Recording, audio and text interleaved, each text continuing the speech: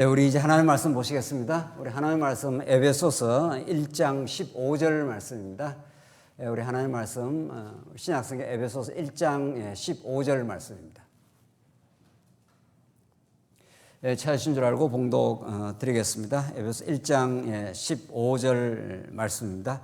이로 말미암아 주 예수 안에서 너희 믿음과 모든 성도를 향한 사랑을 나도 듣고 내가 기도할 때에 기억하며 너희로 말미암아 감사하기를 그치지 아니하고 우리 주 예수 그리스도의 하나님 영광의 아버지께서 지혜와 계시의 영을 너희에게 주사 하나님을 알게 하시고 너희 마음의 눈을 밝히사 그의 부르심의 소망이 무엇이며 성도 안에서 그 기업의 영광의 풍성함이 무엇이며 그의 힘의 위력으로 역사하심을 따라 믿는 우리에게 베푸신 능력의 지극히 크심이 어떠한 것을 너희로 알게 하시기를 구하노라. 19절까지 우선 봉독드렸습니다.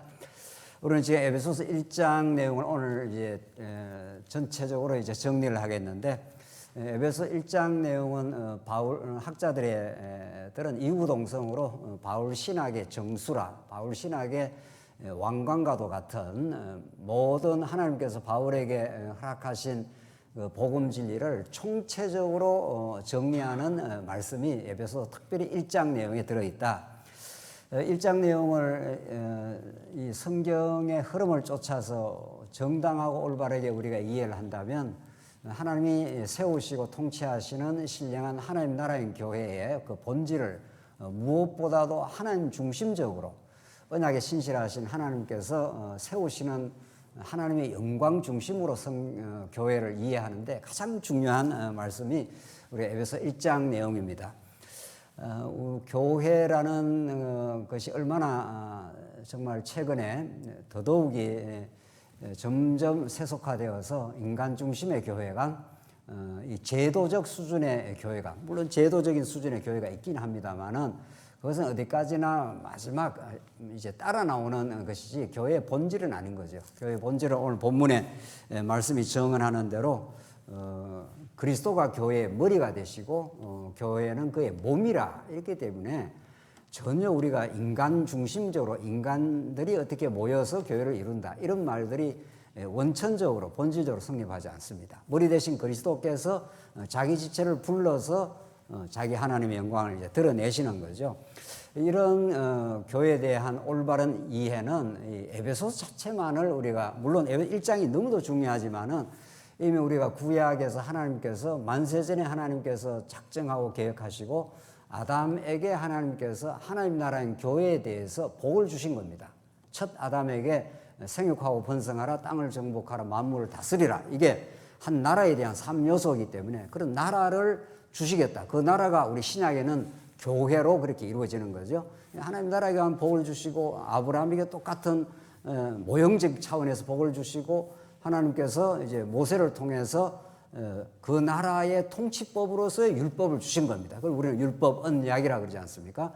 이 인간이 뭐 지킨다 안 지킨다 이런 차원이 아니라 하나님께서 그 나라를 내가 이런 방식으로 통치를 하겠다 이렇게 하시고 정말 그대로 다윗 왕국을 이루어 주신 거죠. 그럼 구약의 하나님 나라는 이렇게 하나님의 언약대로 이루시는 여호와 하나님이다. 그걸 통해서 하나님 나라 자체가 목적이 아니라 그 하나님 나라를 통해서 하나님이 얼마나 언약에 신실하시고 능력 많으시고 하나님은 한 번 언약하시면은 언약 백성들이 끊임없이 배반하고 끊임없이 광야에서 불순종했지만은 심지어 가나안 땅에 집어넣어놨어도 얼마나 이스라엘 백성들이 반역을 하고 우상을 결국 섬기고 이방 대적이 쳐들어올 때 하나님을 의지하는 것이 아니라 아수르를 의지하는 그런 패역한 존재입니다. 그러나 하나님이 여전히 언약에 신실하시고 언약적 사랑을 베푸시는 살아계신 여호와 하나님이시다. 그게 구약의 하나님 나라를 이루는 방식이었죠. 그걸 통해서 하나님 살아계신과 속성을 드러내시는 하나님은 우리 신약에 와서 그 모든 언약의 실체로서 예수가 오신 거죠. 그래서 예수님이 오셔서 회개하라, 천국이 가까이 왔다, 하나님 나라가 가까이 왔다 해서 예수님이 첫 아담이 실패한 그 실패를 마지막 아담이 성취하러 오신 거죠.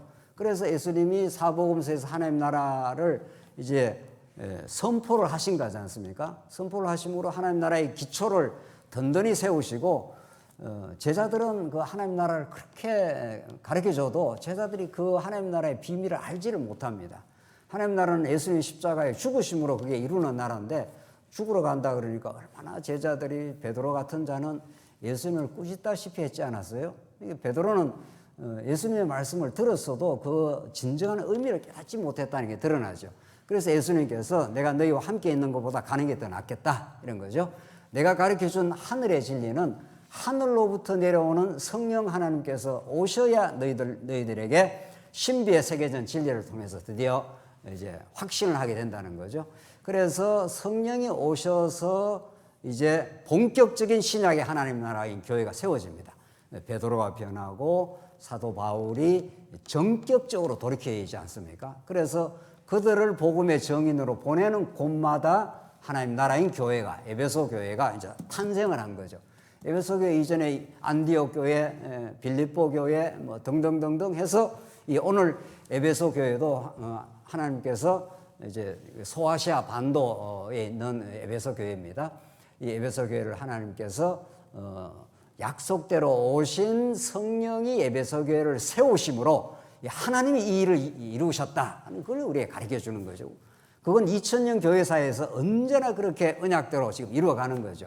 그러니까 교회가 이루어지고 교회 안에서 우리가 하나님의 영광을 노래 부를 때 그게 조금이라도 인간의 어떤 공로, 인간의 어떤 무엇이 보태지지 않는다는 거죠. 그게 지금 에베소서에서 말씀하는 거죠. 에베소서는 우리 지난 시간까지 그런 큰 언약 성취의 그 흐름 속에 여호와 하나님의 영광을 드러내는데 성부 하나님께서 예정을 하신다는 거죠. 아무 조건 없습니다. 창세 전에 하나님께서 우리의 선과 악을 행하기도 전에 하나님께서는 아브라함, 이삭, 야곱이 그랬지 않습니까? 뱃속에 있을 때 하나님이 선과 악을 태어나서 선과 악을 행하기도 전에 하나님께서 야곱을 사랑하고 에서는 미워했다. 그의 행위 조건하고 상관없이 하나님이 정해놓았다 이런 거죠.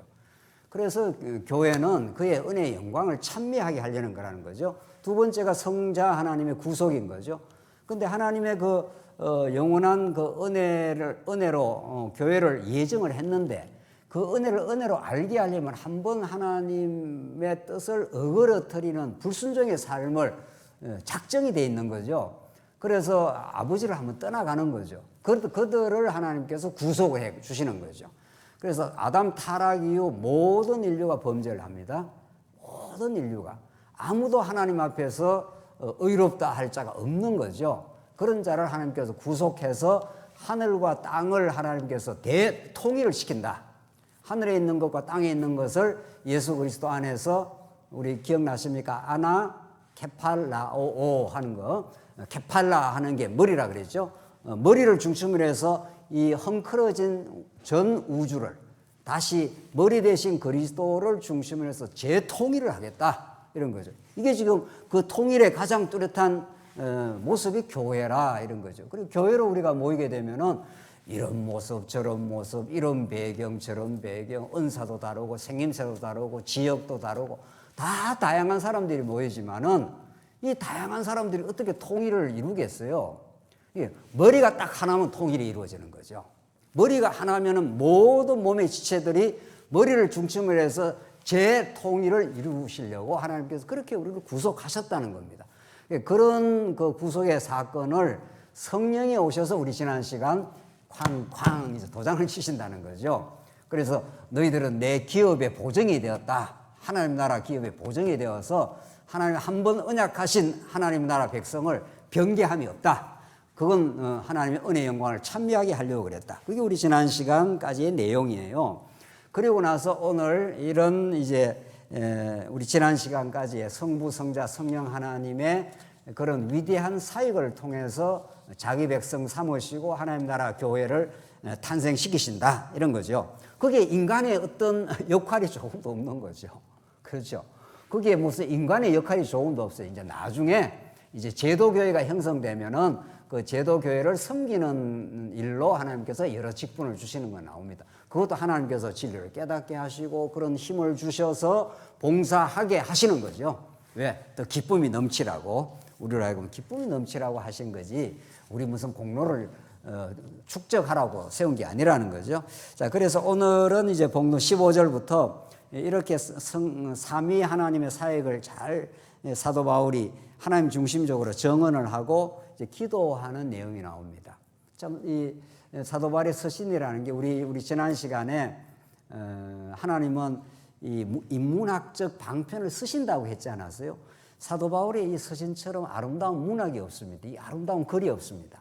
그러니까 이 사도 바울의 서신은 딱딱한 논문이 아니라 정말 체계적인 진리가 들어있을 뿐 아니라 우리 성도가 하나님 앞에서의 올바른 자세, 올바른 기도의 내용이 잘 들어있습니다. 기도라는 게 얼마나 하나님 앞에서 그 아름다운 시간입니까? 한번 보십시다. 15절 이로 말미암아 했지 않습니까? 이러이러한 삼위 하나님께서 하나님 나라인 교회의 모든 설립의 기초를 세우심으로 말미암아 하나님이 그걸 은혜로 우리에게 이루어 주심으로 말미암아 이런 거죠. 주 예수 안에서 너희 믿음과 모든 성도를 향한 사랑을 나도 듣고 이렇게 되어 있습니다. 이 옥중에서 쓰는 편지예요. 옥중에서 지금 에베소 교회가 지도자는 이미 옥중에 갇혔고 여러 가지 외부 환란들이 있고 교회가 그래서 사도 바울이 지금 다시 펜을 들어서 교회란 것은 우리가 의기투합해서 이렇게 만든 게 아니라 만세전에 하나님이 이렇게 예정했기 때문에 흔들리지 않는다. 잠시 환란이 오고 잠시 흔들리는 과정은 우리의 뿌리를 더 깊이 내리게 하시는 하나님의 뜻이다. 이게 이제 에베소에 나옵니다. 내가 옥중에서 고난을 받는 것은 하나님의 영광을 드러내는 것이다. 이런 엄청난 메시지가 드러나죠. 그래서 사도 바울이 지금 에베소 성도들의 소식을 들은 겁니다. 에베소 교회 성도들에게 아무래도 이제 지도자가 없고 하니까 좀 흔들릴 수는 있죠. 과정적으로. 그러니까 사도 바울이 꼭꼭 집어가지고 이렇게 복음 진리를 설명하고 주 예수 안에서 너희 믿음과 모든 성도를 향한 사랑을 나도 들었다. 이게 이제 하나님께서 에베소 교회에 주신 선물이죠. 에베소 교회 성도들이 언제 사도 바울이 와서 전해주지 않았으면 어떻게 복음을 들었겠어? 듣지 않으면 어떻게 믿을 수 있겠어요? 그 전적인 하나님의 100% 은혜인 거죠. 그래서 사도 바울을 통해서 하나님께서 사도 바울을 에베소 지역으로 보내주시고 복음을 전개해서 이제 에베소 성도들이 이제 그 말씀을 받게 되었습니다. 말씀을 받게 되니까 그게 믿어진 거죠. 그래서 우리의 믿음이 선물이라는 거죠. 두 번째, 모든 성도를 향한 사랑을 나도 듣고, 이 사랑은 인간적 사랑이 아니지 않습니까? 인간적 사랑이라는 건 어쩔 수 없이 주고받는 사랑인 거죠. 내가 이만큼 하면은 돌아오기를 바라는 보상을 기대하는 사랑이라면 오늘 이 본문이 말하는 모든 성도를 향한 사랑하는 건 하나님이 우리에게 베풀어 주신 놀라운 선물인 거죠. 이것은 아가페이기 때문에 그냥 흘러 넘쳐가는 거죠. 내가 뭘 하는 게 아닙니다. 사랑도. 흘러서 내 안에 풍성한 깨달음이 있고 마음에 감동이 있고 기쁨이 있다 보니까 이건 그냥 내 안에서 흘러 넘치는 거죠. 성령이 하시는. 그랬기 때문에 하고 나서 더 기쁩니다. 하고 나서 이 일을 어떻게 하나님께서 이렇게 할 수 있도록 내 마음을 감동시켜 주셨나 이렇게 더 기쁘고 더 아쉽습니다. 부모가 자식 사랑하는 게 그렇다는 거 아니에요? 많이 사랑하지만은 내가 너 이만큼 사랑했으니까 됐지 이렇게 하는 부모가 없다는 거예요. 하고 나서 더 해주려고 하고 나서 더 해주려고 하는 거 이게 사랑의 속성인 거죠. 그래서 모든 성도를 향한 사랑이라는 게 하늘에 준 선물로서 에베소 성도에 있었습니다. 이걸 사도 바울이 듣고 참 마음에 기쁨이 있는 거죠. 16절 내가 기도할 때에 기억하며 사도 바울이 옥중에서 에베소 교회 성도들을 기억한다는 거죠. 이건 놀라운 일인 거죠. 우리가 사랑하는 사람, 사랑하는 관계는 사랑의 대상에 대해서 늘 그 기억을 하죠. 사랑하지 않으면 기억에서 사라지겠죠. 그래서 직장 관계라는 것은 직장에 있는 동안 열심히 내고 직장 관계 속에서 사랑 관계를 해도 직장을 딱 떠나게 되면 어떻습니까? 직장을 떠나면 그걸로서 이해관계가 끝나기 때문에 그걸로서 그냥 끝나는 거예요. 직장에 있을 때 서로 뭐 좀 위해주기도 하고 도움을 받기도 해서 그렇게 직장에서 어차피 세상살이 하는데 직장하고 사업하는 거지만은 부자지간에 모자지간에는 어떻습니까? 멀리 떨어져 있으면 더욱 기억을 합니다. 왜? 사랑하기 때문에 그렇습니다. 예. 직장 관계는 이해관계이기 때문에 그때 서로의 필요를 위해서 할 뿐이에요. 서로의 필요를 위해서. 내가 열심히 해야 이 직장에서 사업이 잘 돼야 우리가 서로 좋은 이익을 나누어 가지는, 그래서 열심히 하는 거예요. 그게 나쁜 건 아니에요. 우리 예수 믿는 사람이. 그러나 그건 사랑의 은밀한 영혼의 사랑의 관계가 아니기 때문에 그 직장을 떠나게 되면 그건 깨끗하게 정리가 되는 거죠. 그게 무슨 나빠서 그런 게 아니라 그 속성이 그렇습니다. 그러나 사랑의 관계는 가까이 있든지 멀리 떨어져 있든지 언제나 기억하게 되어 있습니다. 기억이라는 것은 아름다운 게 없죠. 예. 그래서 내가 기도할 때마다 기억하며, 그러니까 사도 바울은 지금 굉장히 어려운 로마 옥중에 있지 않습니까?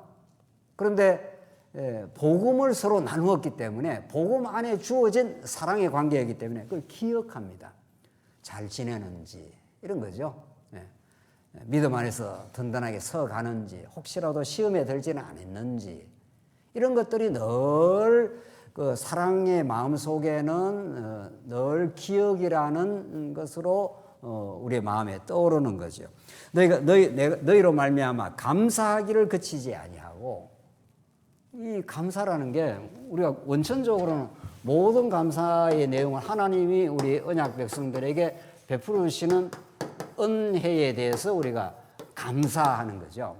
하나님 우리에게 많은 걸 베풀어 주기 때문에, 감사라는 건 뭘 받아야 감사를 합니다. 저쪽에서 뭘 우리가 해주면 우리가 감사하다 그러지 않습니까?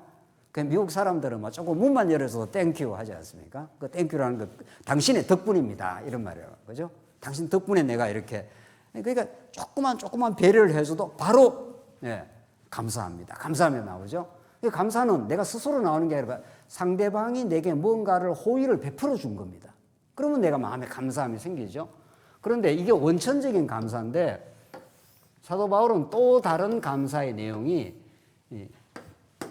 이 사도 바울인데, 사도 바울은 이렇게 교회의 지체로 살기 때문에 하나님의 지체를 생각할 때 감사한다 이렇게 합니다. 지체 관계 속에서 너희들을 생각할 때마다 내가 감사한다 이런 거죠.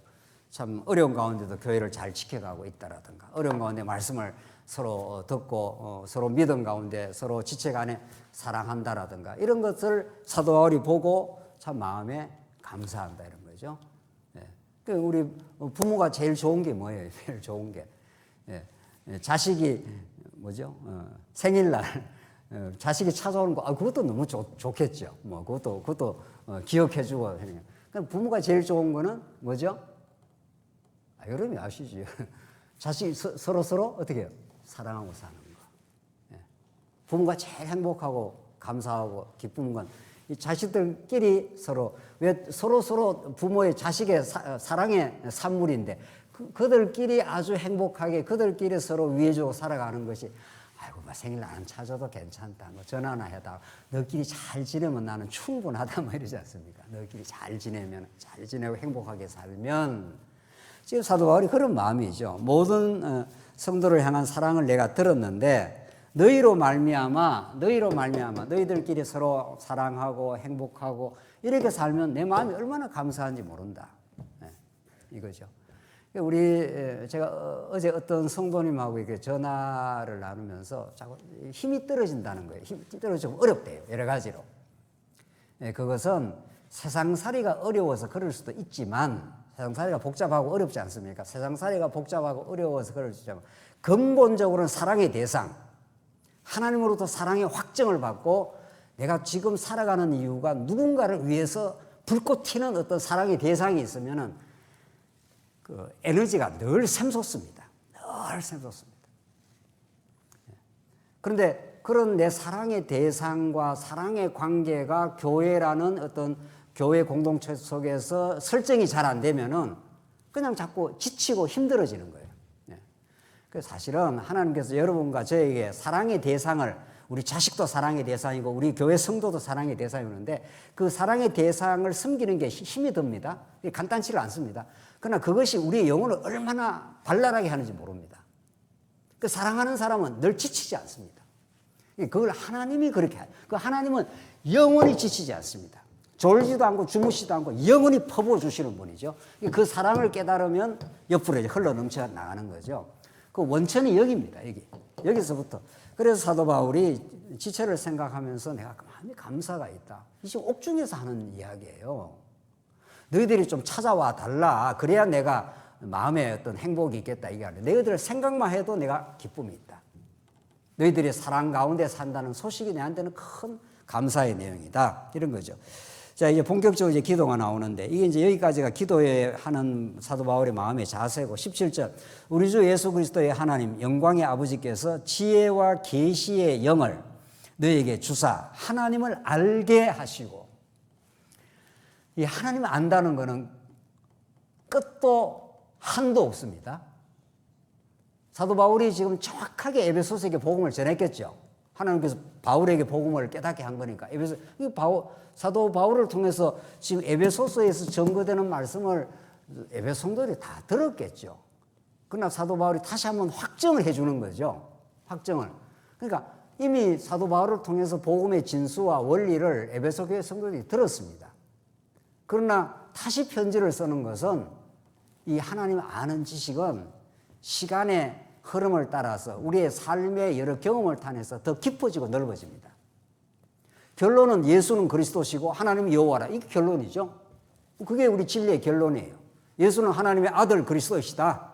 그걸 통해서 하나님 살아계시고 그의 위대한 영광을 우리에 드러내신다. 그게 결론입니다. 그러나 그 결론에 이르는 많은 과정이 있는 거죠. 수많은 과정, 수많은 연단, 수많은 새로운 깨달음, 어려움, 다시 회복, 이 과정을 거쳐가는 거예요. 지금 에베소 교회 성도로 그런 거죠. 그러니까 하나님 아는 지식은, 우리가 과거에 하나님 몰랐을 때 이렇게 어둠의 가운데 살았다. 우리는 빛 가운데로 다시 회개하여 하나님께로 가는 거죠.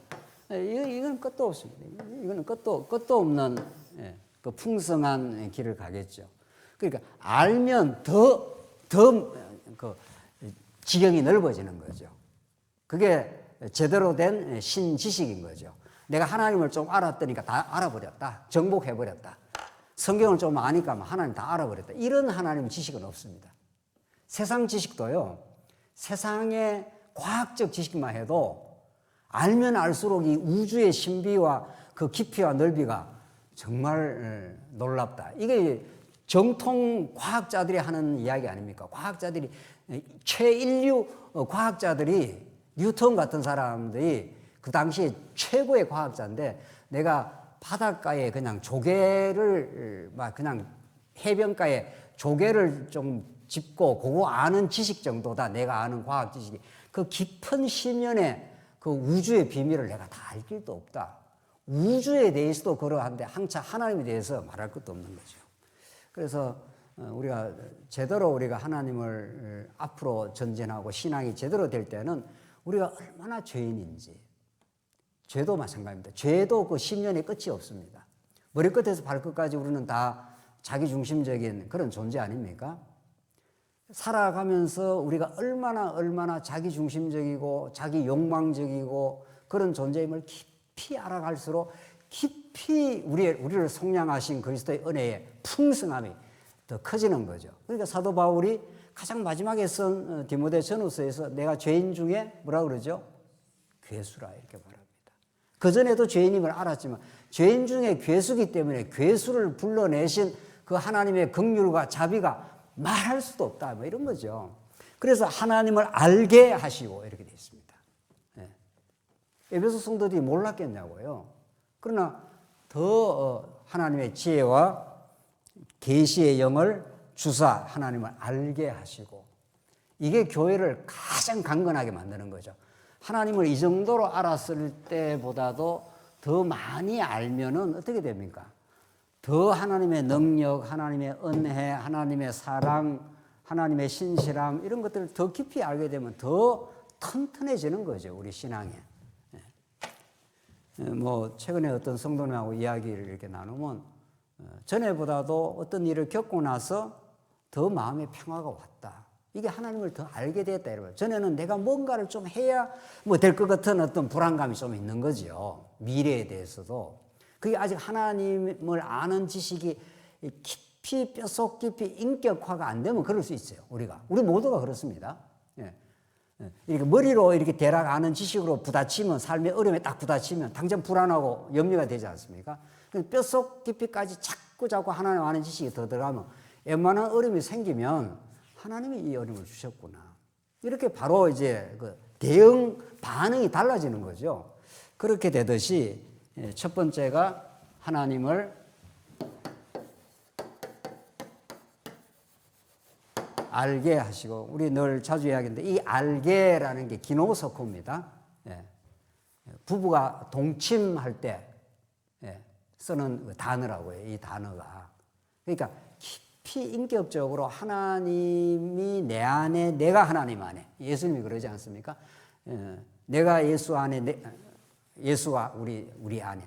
이렇게 해서 완벽하게 그의 뜻이 나의 뜻이 되는, 그냥 이론적으로 뭘 많이 아는 게 아니라 그분의 뜻이 나의 뜻이 되어서 그분의 뜻이라면 전적으로 인정하게 되는, 순종하게 되는, 고난이 찾아왔을 때도 그게 하나님의 뜻이라고 받아들이는, 이게 진짜 알게입니다. 이게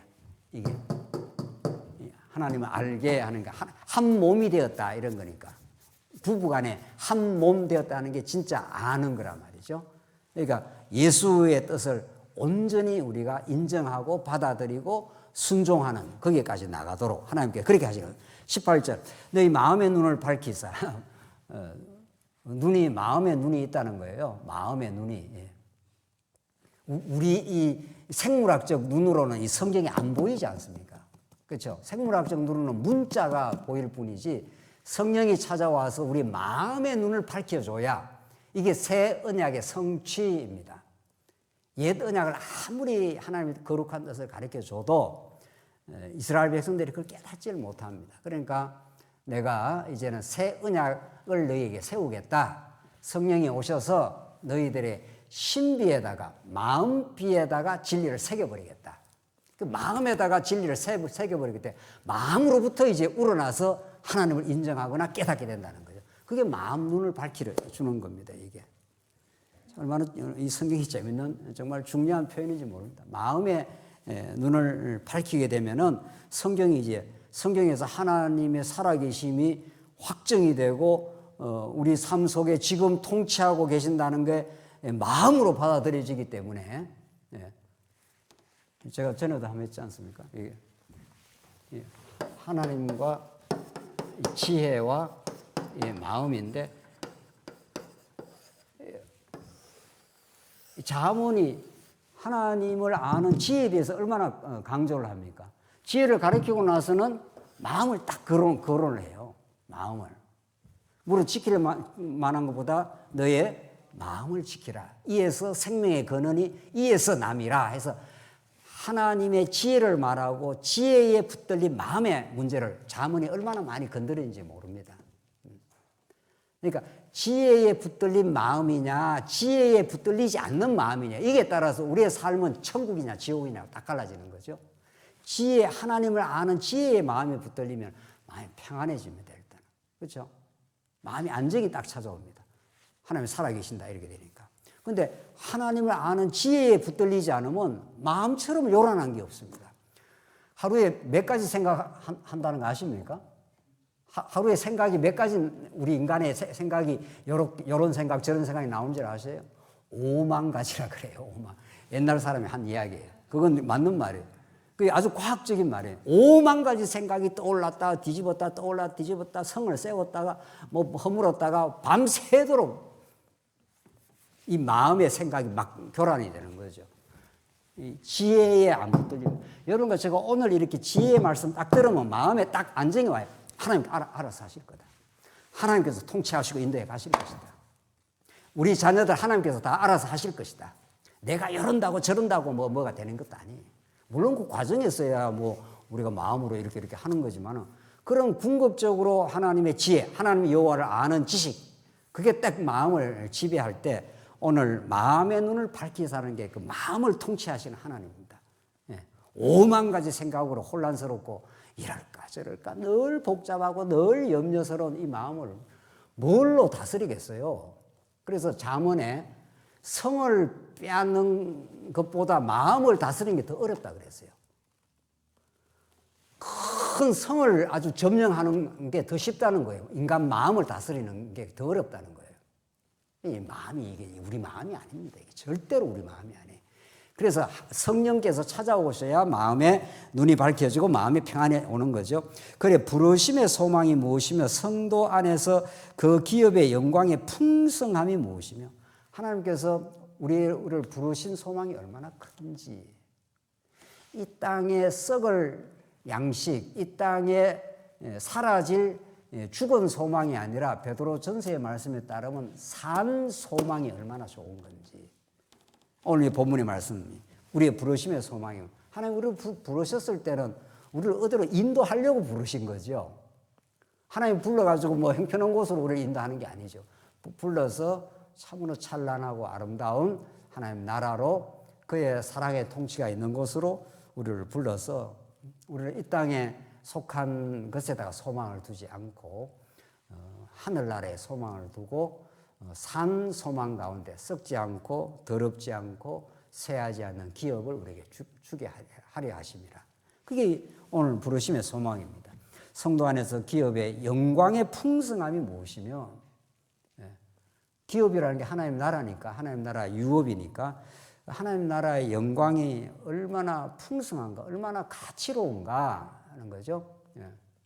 그건 우리는 천국 가서만 누리는 게 아닙니다. 천국으로 예수님이 오셨기 때문에 우리 안에서 자꾸 지금 그게 이루어집니다. 평안, 감사, 평안, 마음의 즐거움, 소망 이런 것들로 자꾸 천국의 속성이 우리 안에서 하나하나 찾아오면은 그것을 맛본 사람은 진짜 우리가 새하늘과 새 땅에서 얼마나 좋은 것을 누리겠는가 이걸 자꾸 또 소망하며 살게 되죠. 그 소망이 있는 사람은 오늘의 고난을 잘 이렇게 소화해내지 않습니까? 소망이 없으면은 내일 어디로 좋은 데로 간다는 소망이 없으면은 오늘을 우리가 버티기가 어렵죠. 그래서 확 죽어버릴까 어떻게 이런 거 소망 없다는 어떤 증거란 말이죠. 그래서 현대인들은 너무 정말 소망 없는 삶을 오늘의 쾌락에다가 올인을 해서 살지만 그것이 현대인들을 얼마나 허무하게 만드는지 모릅니다. 우리는 부르심의 소망이 분명한 사람, 영원한 천국의 소망이 확실하고 천국으로 찾아오신 예수 안에서 우리가 그것을 맛보고 누리게 될 때 더욱 그 나라를 소망하게 되겠죠. 그걸 하나님께서 그게 얼마나 그 영광이 풍성한지 모른다. 세 번째, 그의 힘의 위력으로 역사하심을 따라 믿는 우리에게 베푸신 능력의 지극히 크심이 어떠한 것을 너희로 알게 하시기를 구하노라. 그런 능력이 얼마나 큰지 모른다. 지금 에베소 교회 성도들이 여러 가지 어려움이 있으니까 교회에 환란이 있고 어려움이 있고 지도자는 옥중에 갇혔고 그러니 흔들릴 수가 있지만은 하나님이 한 번 언약하신 하나님이 능력이 대단하시다. 그 능력 대단하신 하나님이 하시는 일이 20절에 나옵니다. 이제 그렇게 기도를 하고 기도는 정리하자면 그렇죠. 하나님을 좀 알게 해달라. 그럼 부르심의 소망과 영광의 기업이 얼마나 풍성한지 알게 해달라. 능력이 얼마나 큰지를 알게 해달라. 이런 거죠. 하나님을 알고 기업의 영광 그 다음에 능력의 크심이 얼마나 큰가를 알게 해달라는 겁니다. 자꾸 더 하나님 능력이 대단하신 분이다 하면 거기에 모든 걸 우리가 의지할 수 있는 거니까. 그런데 그런 능력의 하나님이 20절에 보면 그의 능력이 되지 않습니까? 그 크신 능력이 그리스도 안에서 역사하사 죽은 자들 가운데서 다시 살리시고 죽은 자 가운데 다시 살리는 게 하나님의 능력이라는 겁니다. 그러니까 어떤 존재도 죽었다가 살 수가 없죠. 죄값은 사망이기 때문에 모든 인류가 죄의 포로가 되어 있는 거죠. 죄의 노예가 되어 있는 거죠. 거기서 해방시키는 능력은 예수 그리스도 한 분 안에서 구약식으로 말하면은 400년 애굽의 종살이에서 아무도 벗어날 수가 없죠. 열재앙으로도 벗어날 수 없던 그들에게 어린 양 하나를 죽여가지고 피를 문설주의 임방에다 온 피를 바르면 죽음의 사자가 그 피를 뚫고 들어가지 못하는 거죠. 그래서 여러분과 저에게도 예수 십자가의 2000년의 죽으신 핏뿌림이 우리에게 묻어 있는 거죠. 뿌려져 있는 겁니다. 그 영적으로 이 계시적 사건인데, 영적이고 계시적 사건으로 이미 예수 안에서 이루어진 사건이 지금 오늘 우리에게 믿음으로 그게 받아들이게지는 거죠. 그래서 그리스도의 피가 우리의 심령에 뿌려져 있기 때문에 죽음의 권세가 우리를 지옥으로 데려갈 수가 없는 거죠. 그래서 그리스도 안에서 역사하사 죽은 자 가운데서 다시 살리시고, 이게 하나님의 능력이라는 거죠. 죽음을 이기는 능력. 이게 부활의 능력이죠. 그리고 하늘에서 자기의 오른편에 앉히사, 이게 성천하여 보좌 우편에 앉히심, 이런 겁니다. 이게 그 보좌 우편이라는 게 무슨 장소적 개념이라기보다도, 물론 뭐 그냥 우리가 그렇게 물리적으로 이해는 할 수 있지만은, 그게 보좌 우편이니까 보좌와 동등한 최고의 통치권을 부여받았다, 이런 뜻입니다. 하늘 보좌에서 지금 다스리고 계시는 거죠. 이게 그 성천의 의미입니다. 성천의 의미. 예수님은 죽으시고 부활하시고 이제 성천 이제 하신 거죠. 이것이 시편 110편 1절만 한번 보십시다. 시편 110편 1절 한번 보십시다. 시편 110편 1절 한번 읽어보겠습니다. 여호와께서 내 주에게 말씀하시기를 내가 내 원수들로 내 발판이 되게 하기까지 너는 내 오른쪽에 어떻게 해요? 앉아 있으라 하셨도다. 오른쪽에 가는 건 하나님 보좌 우편이, 그죠? 언제까지? 내 원수를 내 발판이 되게, 그 원수들을 발등상 삼아서 그들을 완전히 제압해서 사망 권세를 제압하고 부활 성천에서 하나님 보좌 우편에 앉으신 거죠. 보좌 우편이라는 건 하나님과 동등 권세다, 이런 뜻입니다. 그래서 예수 그리스도의 신적 위엄과 온 우주를 다스리는 통치권을 상징합니다. 이 보좌 우편이라는 게. 그러니까 지금 하늘에서 이 구보 살피시고 지금 당신이 세운 교회를 하늘 보좌에서 통치를 하고 계시는 거죠. 이게 이제 구약의 아담에게 하나님 나라 복을 주시고 하나님 나라 언약을 주신 것이 지금 예수 안에서 성취된 사건입니다.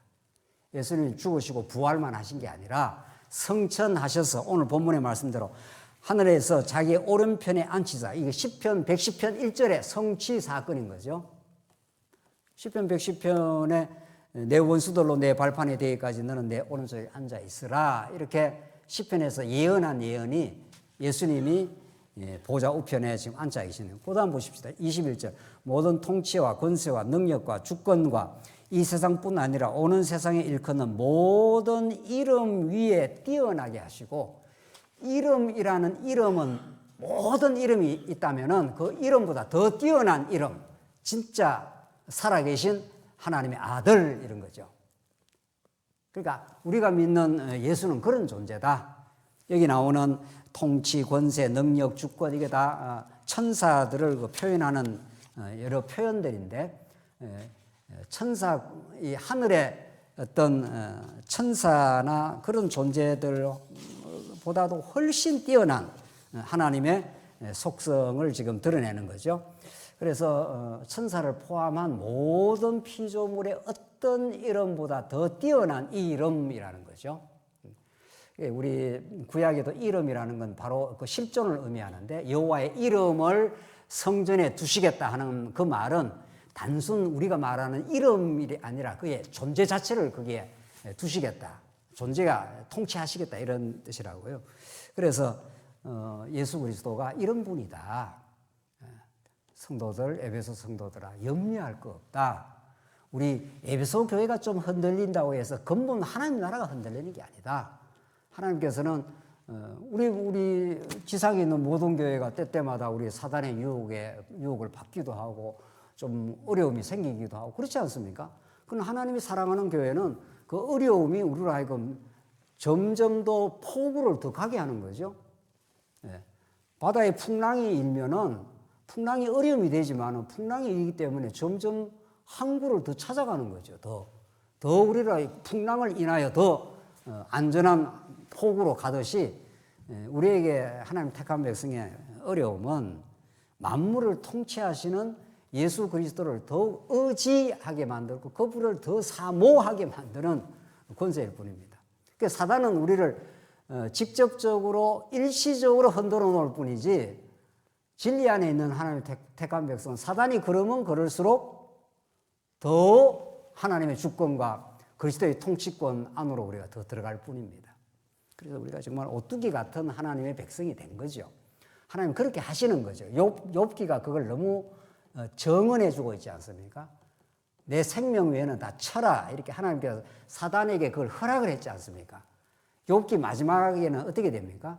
그 많은 불면의 그 고난의 시간을 지나서 내가 귀로 듣던 하나님을 눈으로 지금 생생하게 보나이다. 이렇게 그 사단의 움직임, 사단의 그 시험, 그리고 친구들이 얼마나 욥을 어렵게 만들었지만은 그 모든 연단들이 욥이 하나님을 더 깊이 알게 되는, 그래서 찬양하게 되지 않습니까? 그쪽으로 반드시 간다고요, 우리는. 그러니까 어떤 역사의 과정에서 궁극적 답이 떨어지지 않습니다, 우리는. 그걸 믿는 사람들인 거죠. 오늘 본문의 말씀을 진짜 믿는다면은 마지막으로 22절 또 만물을 그의 발 아래 복종하게 하시고, 발 아래 복종, 이 만물이 하나님의 발등상이라는 거예요. 발등상이라는 게 그 주인이 그 발을 딱 얹어 놓는 거 아닙니까? 만물이 그렇다는 거예요. 우리 늘 그림을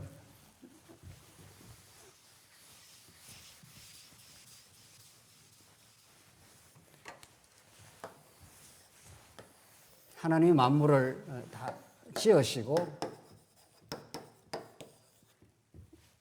만물을 지어놨는데 인간이 타락을 함으로, 원래 인간이 만물 위에 하나님께서 만물을 통치하도록 하나님께서 아담에게 복을 주신 건데, 아담이 이 사단의 유혹을 받아서 인간이 있어야 될 이 자리에 있는 게 아니라 만물 밑에 오히려 내려가 버린 거죠.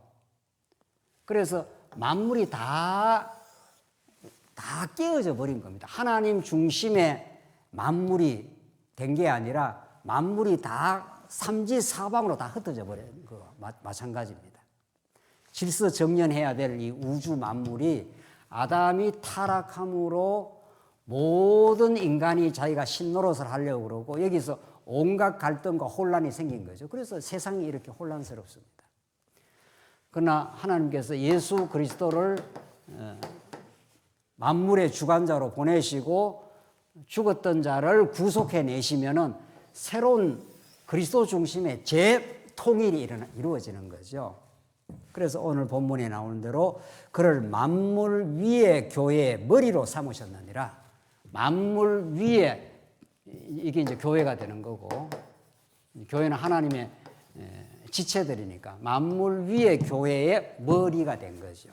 그러니까 타락한 우리 인생들을 건져내어서 구속해서 만물을 머리 대신 그리스도 안에서 재통일을 만들어 주겠다 이런 뜻입니다. 교회가 그런 이 우주의 통일의 모습을 교회에서 지금 부분적으로 지금 보여주고 있는 거죠.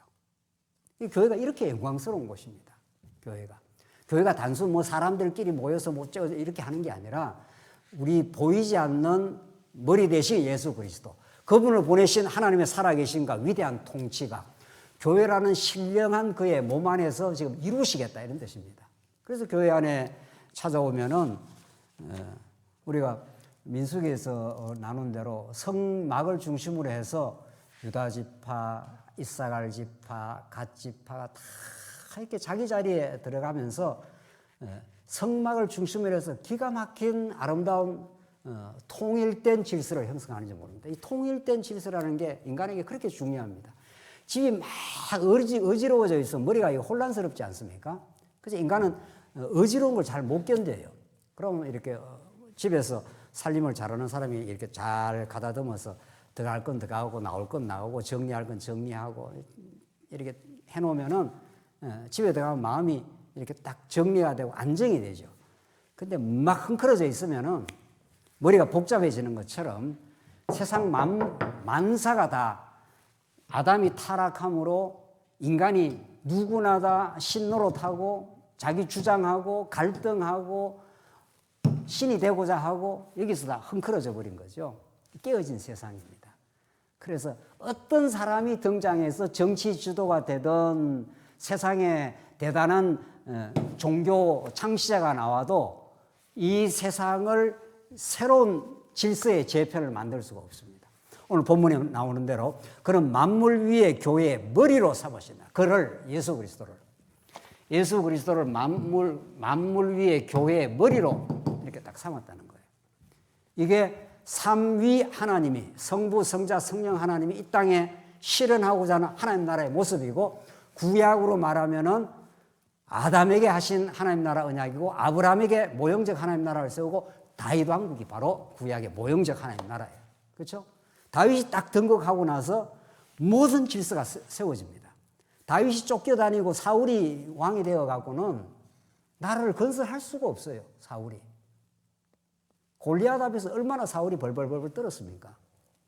다윗이 등장하니까 딱 골리앗을 제압하고 조금 시련은 겪지만은 다윗이 왕이 딱 되고 나서 모든 질서가 형성이 되고 이방인들이 조공을 가지고 다윗 왕국에 오지 않습니까? 그만큼 이 머리가 중요한 겁니다. 그만큼 말씀이 중요한 겁니다, 사실은. 그러니까 우리가 왜 말씀 중심 하니까 목사 중심이 아니에요. 목사가 하나님 말씀을 제대로 전가하면 모든 성도가 그 말씀 앞에 순종하게 되는 거죠. 목사도 말씀을 전가하고 그 말씀에 순종을 하는 사람인 거죠. 성도들을 이렇게 저렇게 억압하는 존재가 아니라는 거죠. 이게 바로 머리 대신 그리스도, 말씀이 육신이 되어 이 땅에 찾아오신 그리스도 사건이에요. 그래서 온 성도가 말씀을 사모하고 말씀에 순종하게 되면 질서 잡히지 말아도 잡힙니다. 자연스럽게 질서가 잡힙니다. 서로 머리 대려고 하지 않고 서로 다른 사람을 주장하려고 안 합니다. 서로 섬기려고 하고 서로 사랑하려고 하고 수고하려고 하니까 그러니까 뭐 섬기는 질서가 생기니 얼마나 교회가 안정이 되겠어요. 당연히 그렇게 되는 거죠. 그래서 23절 교회는 그의 몸이니 했지 않습니까? 교회가 그의 몸이라는 거예요. 그의 생명 공급을 받는 유기체라는 거예요. 교회가. 이 교회는 얼마나 신령한 하나님 나라인지 모릅니다. 거기에서 따라 나오는 것이 제도적 교회는 이제 4장에 가면 따라 나와요. 우리가 제도적 교회를 중시합니다. 교회 안에서도 뭐 목사니, 장로니, 권사니, 뭐 여러 가지 교사니, 직분 중요해요. 그러나 그것은 한참 뒤에 나오는 이야기고 신령한 그리스도의 몸된 교회가 중요해요.